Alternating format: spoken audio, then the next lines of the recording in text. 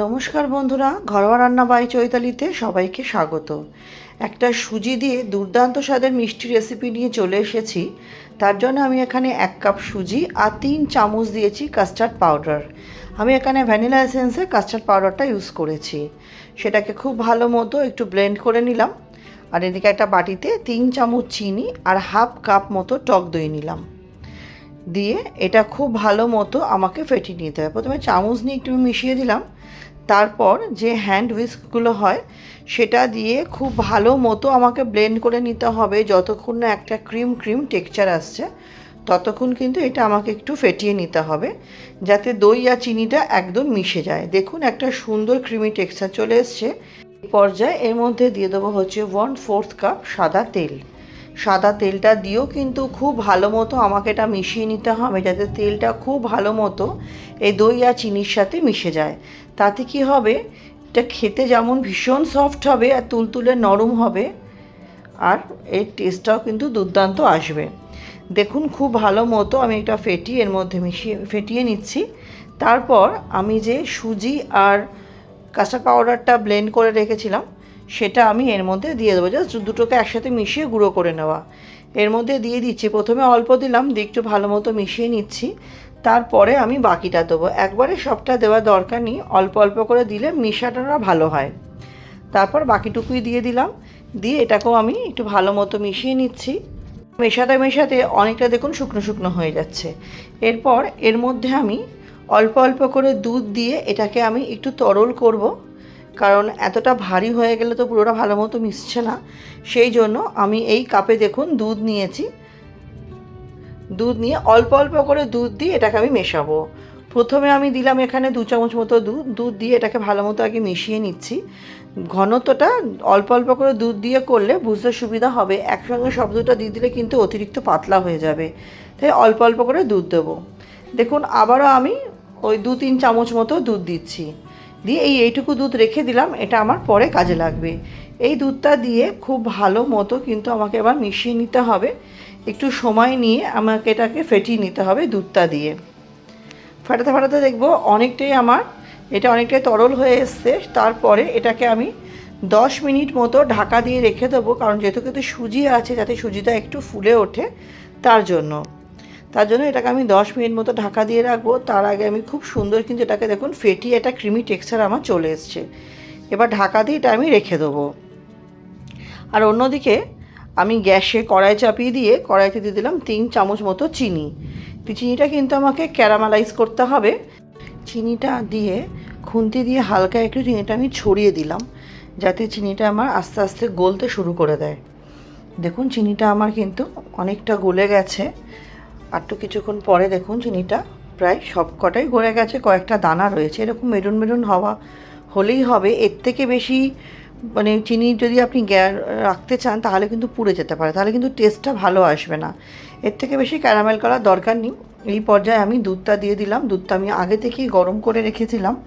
দুধটা দিয়ে হালকা একটু খুন্তি দিয়ে একটু জাস্ট নাড়াবার চেষ্টা করলাম, দেখছি যে খুন্তিটা নড়ছে না, তাই ভাবলাম রেখে দিলাম। কিছুক্ষণ ফুটলে দুধটা দেখবেন অটোমেটিকই চিনিগুলো দুধের সাথে মিশে যাবে। দেখুন সুন্দরভাবে মিশে গেছে, আর দুধের রঙটাও কি সুন্দর চেঞ্জ হয়ে গেছে।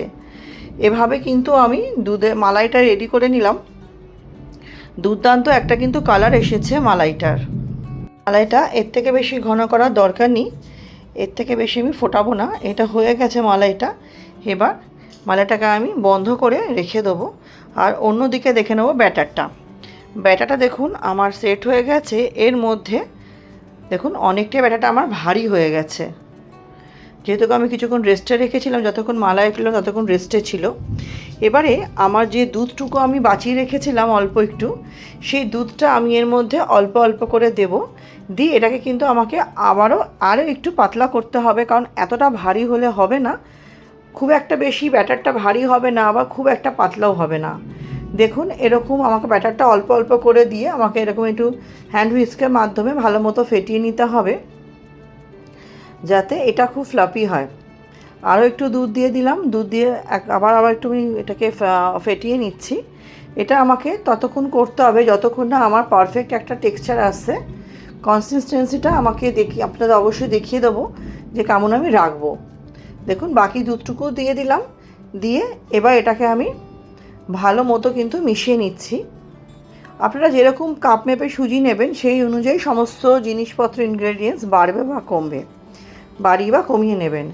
দেখুন একটু ভালো মতো আমি মিশিয়ে নিচ্ছি এই হ্যান্ড হুইস্কের মাধ্যমে এটা।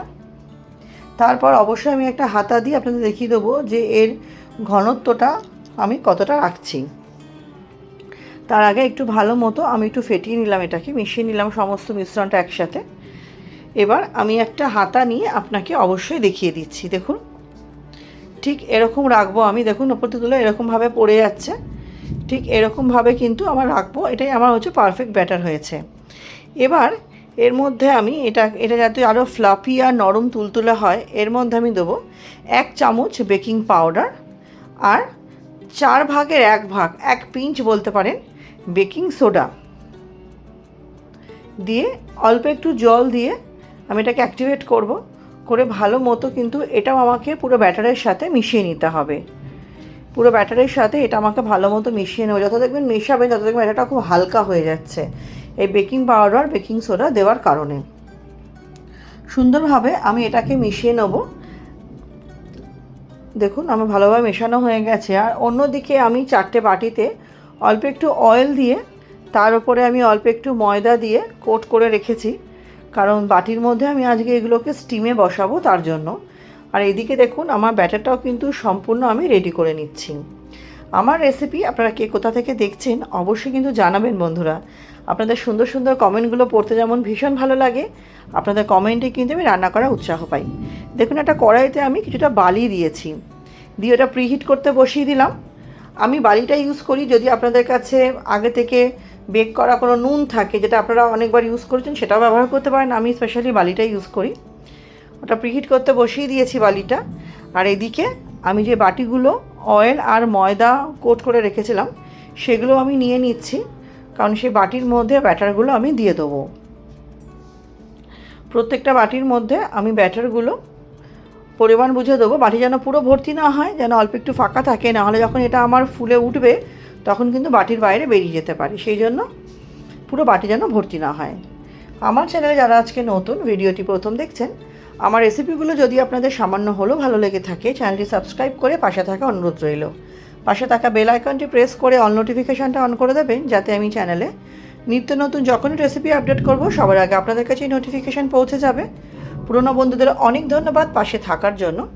যারা আমার ভিডিওটি দেখছেন অথচ একটি লাইক দিতে ভুলে গেছেন, অবশ্যই একটি লাইক দিয়ে ভিডিওটি কন্টিনিউ করবেন এবং রেসিপিটি ভালো লাগলে পরিবার বন্ধুবান্ধবের সাথে শেয়ার করে দেবেন।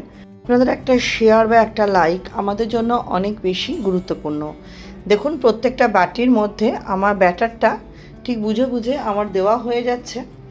প্রত্যেকটা বাটি যাতে একটু অল্প একটু উপরে দেখুন ফাঁকা আছে, সব বাটি কটা আমি এবার ট্যাপ করে নিচ্ছি। আর যে আমি কড়াইটাতে প্রিহিট করতে বসিয়েছিলাম তার মধ্যে আমি একটা ঝাঁঝরি থালা দিয়ে দিলাম। ঝাঁঝরি থালা দিয়ে আমি ওপরে বাটিগুলো বসিয়ে দিচ্ছি। প্রথমে 3টে বাটি দিলাম, কারণ 4টে বাটি একসঙ্গে আমার ধরবে না। ঝাঁঝরি থালা বদলে আপনারা অন্য কোনো থালাও দিতে পারেন, আমার ঠিক এই মাপের অন্য থালা ছিল না। দেখুন 7 থেকে 8 মিনিট আমি রেখেছিলাম এটাকে ভাপে। দেখুন প্রত্যেকটাতেই আমি টুথপিক ঢোকাচ্ছি, সব কিন্তু আমার একদম নিট অ্যান্ড ক্লিন আসছে, মানে এগুলো আমার হয়ে গেছে। এবার এগুলোকে আমি নামিয়ে দেবো, ঠান্ডা হতে দেবো, ঠান্ডা হওয়ার পর ডিমোল্ড করবো। দেখুন একদম ঠান্ডা হয়ে গেছে। এবার এগুলো হাত দিয়ে একটু প্রেস করলেই কিন্তু আমার বেরিয়ে আসবে।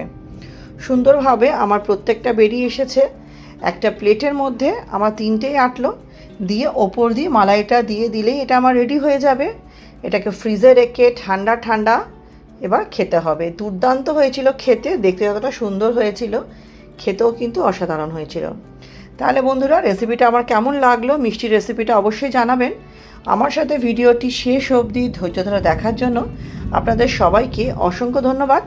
এইভাবে অবশ্যই একবার বাড়িতে বানিয়ে নেবেন, কেমন লাগলো অবশ্যই কিন্তু জানাবেন। আমার 3টে এই প্লেটে ধরেছিল, আর একটা আমি আলাদা করে একটা বাটির মধ্যে দিয়ে মালাই দিয়ে বানিয়েছিলাম। তাহলে বন্ধুরা আমার তো মিষ্টিটা কমপ্লিট হয়ে গেল। এবার ফ্রিজে রেখে ঠান্ডা ঠান্ডা খাওয়ার পালা। ফ্রিজে আমি 3 থেকে 4 ঘন্টা রেখেছিলাম, তাহলেই রেডি হয়ে যায়। তাহলে আজকের মতো ভিডিওটা আমি এখানেই শেষ করছি। নেক্সট দিন আবার হাজির হব নতুন রান্নার সাথে। সবাই খুব ভালো থাকবেন, সুস্থ থাকবেন।